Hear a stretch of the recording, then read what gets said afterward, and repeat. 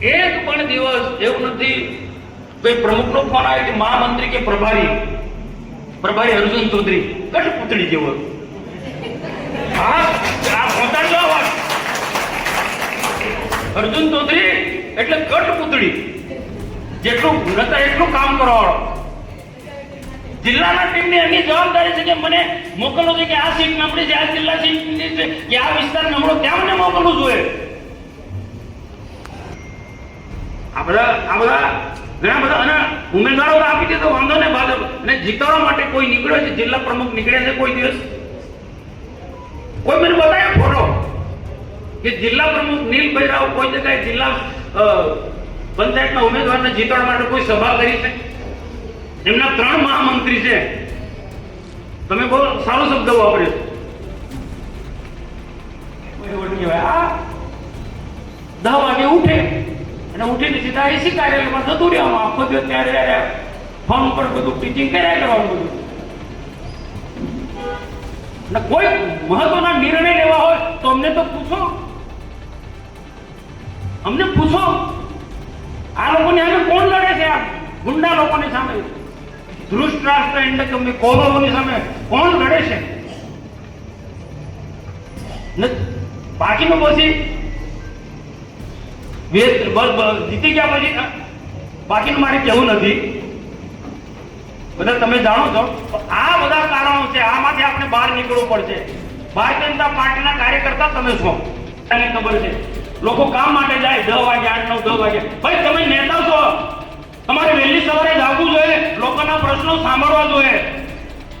10 વાગ્યા સુધી તમે ઊંઘો તમારા ઘરે, એ ભોલો હોય કે નીલ હોય. આ તો પદ છોડતો હોય તો નહીં ચાલે. અહીંયા કાર્યકર્તાને સાંભળવો પડશે. 10 વાગ્યા સુધી તમે બિસ્તરમાંથી ઉભા નહીં થાવ. મેં નરેન્દ્ર મોદીનો દાખલો આપ્યો. જાઓ નરેન્દ્ર મોદી પાસે કાર્યકર્તા શીખે, આગેવાન શીખે. મેં વાત કરી હતી. 4 વાગે માણસ જાગી જાય, બ્રહ્મોત્સવ જાય, નીચે પ્રવૃત્તિ કરે, પૂજા પાઠ કરે, ના 9 વાગે તેનું કાર્યાલય ચાલુ થાય, લોકોને સાંભળવાનું ચાલુ કરી દે. ના આ અનેક રાજ્યો ના અનેક સંગઠનના લોકો આ પ્રકારની આપણી કાર્યપદ્ધતિ છે ભારતીય જનતા પાર્ટીના. પેલા લોકોમાં અને આપણા લોકોમાં બહુ ડિફરન્સ છે. 9 વાગે 10 વાગે ઉઠે એ રાક્ષસી વૃત્તિનો માણસ છે. મેં આ વાત ઘણી જગ્યાએ કહું છું. આના 2 રાક્ષસો કે મેં કીધું ને બીજા કોઈ રાક્ષસો હોય, એમાં નીલ હોય કે પછી ભોલો હોય. ભોલાનું શું નામ છે? જેને પડે જિલ્લા પંચાયતની અહીંયા એક પણ મહામંત્રી કોઈ તાલુકાની સીટ પર કે જિલ્લાની સીટ પર ઉમેદવાર ને જીતવા માટે નીકળ્યો છે કોઈ મહામંત્રી? હોય તો મને ફોટો પડે. આ હારવાના કારણ છે. પ્રમુખ એસી ઓફિસમાં બેસી રહે, મહામંત્રીઓ એસી ઓફિસમાં બેસી રહે, તો કઈ રીતના તાલુકો જિલ્લો જીતવાનો છે ભાઈ? કઈ રીતના જીતવાનું? કે ધારાસભ્ય આવો પ્રકારનો ગુનાહિત કૃત્ય વાળો છે, આટલા ગુના એ મેં માહિતી આપી છે જિલ્લાના લોકોને. આ જ માહિતી લઈને તમે ગામડે એક બૂથ પર ગયા હોત, તાલુકાના જિલ્લાના સંગઠનના લોકો, તો આ સ્થિતિનું નિર્માણ ના થયું હોત. જવાની જરૂર નથી. મેં કીધું આવતા મુદ્દા લઈને જજો, વિકાસના કામો લઈને જાઓ. તો ચૈત્ર સાથે શું સાંઠ છે એવું મને લાગે જ નહીં.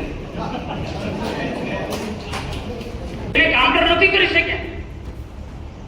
એનું એ પણ એક કારણ છે. જિલ્લા સંગઠનના લોકો અહીંયા એસી ઘનશ્યામભાઈ કાર્યાલય બનાવી દીધું છે, એર કન્ડિશન, એમાંથી બહાર નથી નીકળવા. કંચનભાઈ આ પણ એક કારણ છે. ઉમેદવાર પસંદગીનો કાર્યક્રમ હતો કમલમમાં. બેને સંબોધન કર્યું, નીલભાઈ સંબોધન કર્યું, મેં સંબોધન, બધાએ સંબોધન.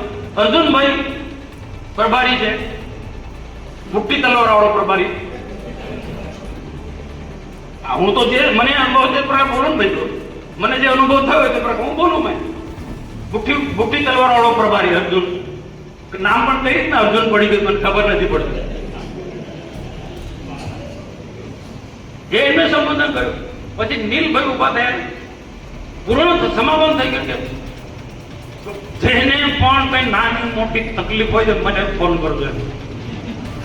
અડધી રાતે ફોન કરજો. હાલો કોઈ ઉમેદવાર તને ફોન થોડો કરવાના, જે વ્યવસ્થા કરવાની આપણે વ્યવસ્થા કરી દેવાની હોય. મેં તરત જ મેં અર્જુનભાઈને ત્યાં બેઠા હતા બેસીને બધાને કે આપણે એન્ટી કેબિનનો બે છે તો જે પણ વ્યવસ્થા કરવાનો હોય તે કહે.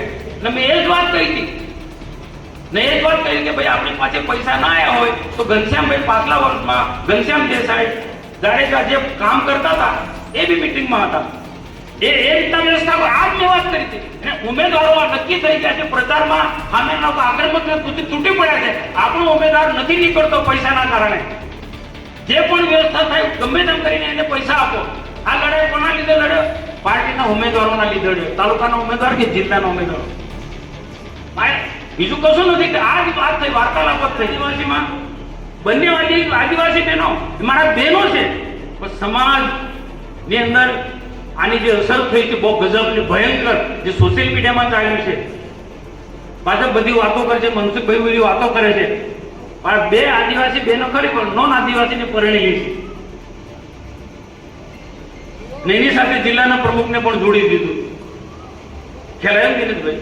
તમે જાતિ અંગેના ખોટા પ્રમાણપત્રો માટે લડો છો. જાતિ અંગેના ખોટા આદિવાસીના ખોટા પ્રમાણ માટે તમે લડો છો. પણ તમે તો તમે આને પ્રોત્સાહન આપો છો. તમે આને પ્રોત્સાહન આપો છો. અહીંયા એ સ્થિતિ છે તળી વિસ્તારની અંદર, ગરડેશ્વર વિસ્તારની અંદર. મેં કીધું ભલે તમે સ્વીકારો તો નહીં સ્વીકારો પણ કંચનભાઈ આપણે વર્ષોથી કામ કરતા છે, દિનેશભાઈ આપણે વર્ષોથી ક્યાંક નાના તળીનું મોટા તળીનું ફેક્ટર છે કે નહીં, ને ભીલ સમાજનો ફેક્ટર છે કે નહીં, નવરભાઈ છે કે નહીં, એ નથી છે નહીં રહી શક્યા. એમને બુદ્ધિ જ નથી, કઈ અક્કલ જ નહોતી કે કઈ સીટ પર ભીલ સમાજનો ચાલે, કઈ સીટ પર નાના તળી ચાલે, કઈ સીટ પર મોટો તળી ચાલે, તાલુકા જિલ્લો. એ લઈને અને આપણે મેં કીધું છે, મેં એમને કીધું છે આ સીટ પર આ ચાલે, આ સીટ પર આ સમાજ ચાલે, આ સીટ પર આ કે ના ના ના અમારું તાલુકાનું સંગઠન હોય, તાલુકાના સંગઠન એકડો આવડતો નથી. તમે તેને ત્યાં બીજું ક્યાં કીધું છે? એને ક્યાં પોતાને ભરોસો નહીં પડે. કામ લાગ્યો છે આ મુદ્દો બહુ જોરશોરમાં જે વરસાય છે ભાષણમાં બોલવી. આ મુદ્દો ત્યાં બહુ આવ્યો છે. એવી કીધા કે મનસુખભાઈનું અપમાન, સાંસદના સાંસદનું અપમાન, આદિવાસીનું અપમાન, અપમાન અપમાન અપમાન આ જ ભાષણમાં ચલાવ્યું. સોશિયલ મીડિયામાં આખો જે મૂક્યો છે મુદ્દો, આ બધા મુદ્દાને જિલ્લાએ કાઉન્ટર કરવા જોઈએ. એ કાઉન્ટર નથી કર્યા.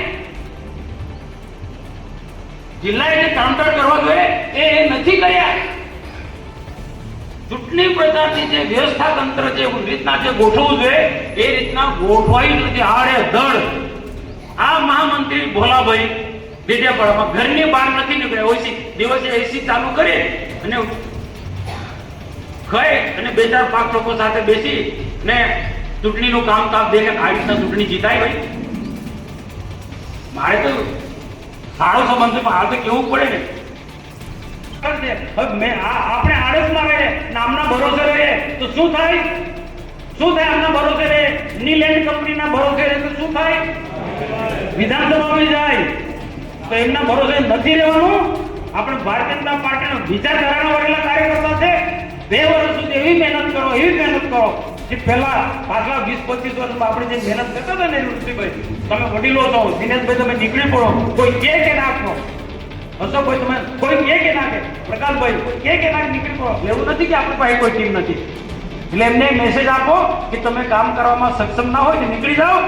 અમારી પાસે બહુ જૂના લોકો, અશોકભાઈ જેવા લોકો કામ કરવા સક્ષમ છે. એટલે પ્રદેશમાં કહીશું અમે ભાઈ આ લોકો નિષ્ફળ ગયેલા લોકો જેને કામ કરવા સક્ષમ મોડે ઉઠે છે, રાક્ષસી વૃત્તિના માણસો. આ તો નવાને ચાન્સ આપ્યો છે ભાઈ. એ નવા લોકો ફેલ ગયા, તાલુકાનો હોય કે જિલ્લાનો હોય, ક્યાં કોને ટિકિટ આપવી, તાલુકામાં જિલ્લામાં એ જ એમને ખબર નથી.